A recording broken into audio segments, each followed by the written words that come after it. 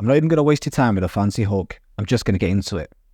Number one, the first thing that should be at the top of your resume or CV is your contact detail. Why? Because people need to contact you, obviously. However, what you should know is that there's nothing of value here. We're not giving them anything spectacular. They're not going to give you a job based off your email address, you know, big sexy 1968, whatever it might be, at yahoo.com. But either way, here are some tips. Number one, have a sensible email address. Number two, use hyperlinks for URLs, whether that's for GitHub, LinkedIn, or whatever.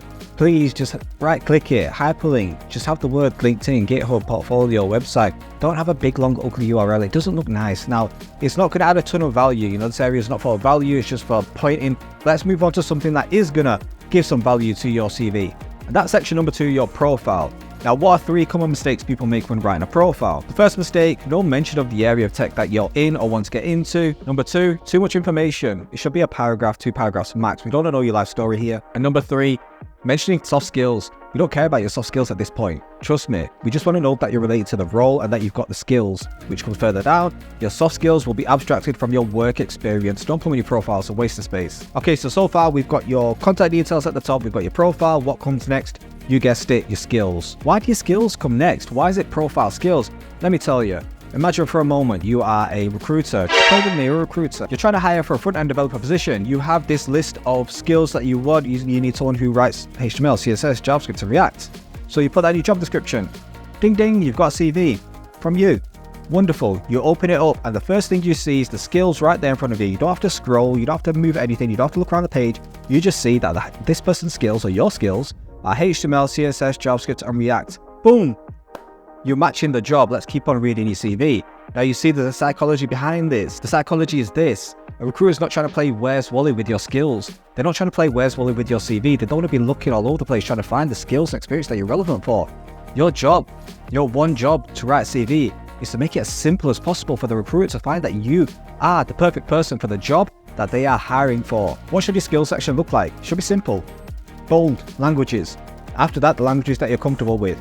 It should be other technologies. And then in there, you can put testing, you can put CI/CD or whatever you want to put in there. Not too much, just keep it focused on the area of tech that you're in or that you're trying to get into. One big mistake that I see people make in the skills section, don't put everything, every function, every language you've ever sniffed at and you think you can talk about in your CV because you will be asked about it. There's no point. Just put the things that are related to the area you want to get into or the area you work into or the things, the languages, the technologies that you are confident speaking about. Because there's nothing worse than being in an interview when you get asked about something on your CV and you know nothing about it. Okay, so now we have header details, we have profile, we have skills. What comes next? Yes, work experience. 5 things people get wrong with the work experience section of their CVs when they're working in tech. Number 1 is not being clear and defined. Use bullet points and have one sentence at the top of each job which talks about what your biggest achievement was there. 2, not quantifying your results. What do I mean by quantify? Use percentages. Give them something tangible so they can see that the work that you did had an effect, a positive effect on the company. Number 3, not using action-orientated keywords. What are action-orientated keywords, I hear you ask? Implemented, led, designed, all keywords that show that you're a person who takes initiative, a person that delivers, not someone who sits around passive, who doesn't want to do anything. Number 4, listing every job you've had since you were 12. You don't need to put your paper round in there. You don't need to put your milk round in there.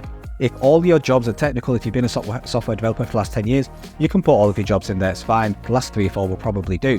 If you've not worked in tech before and you're trying to get into tech, your most recent 2 jobs, and underneath that, just a paragraph explaining what you were doing in the years before that. Number 5, this is for those people who may not have been working in tech for that long. Use your transferable skills, highlight them. Use ChatGPT, put in your job description, the description of the job that you're doing currently, and ask it to take out transferable skills which can be related to a job in tech and highlight them. Okay, so now we've got header, we've got profile, we've got skills, we've got work experience. What comes next? Projects. Your projects should be explained in the same way that you do your work experience. There should be a single sentence explaining what it does or how it does it or why it does it. And then it should be bullet points explaining the technology that you use. And here's the tie-in. For your projects, if you want a really tailored CV, the tie-in is projects that you have should be related to the area of tech you want to get into. So if all your skills and your profile is about being a front-end developer, then your project should highlight your skills as a front-end developer. Okay, I'm sorry for being so aggressive, but sometimes I feel like I need to shout this information out. Now, obviously, I've not gone massively in depth because this video will be about 45 minutes long, which is not that long if you think about it for the value it's giving you. But here are a couple of things that you need to keep in your mind when writing your CV. Number one, and the most important, KISS. Keep it simple, stupid. Always remember, a CV is just a checklist, okay? They have a job with a set of skills. You have these skills. You just need to show that you have the skills with experience to back it up. Number two, tailor.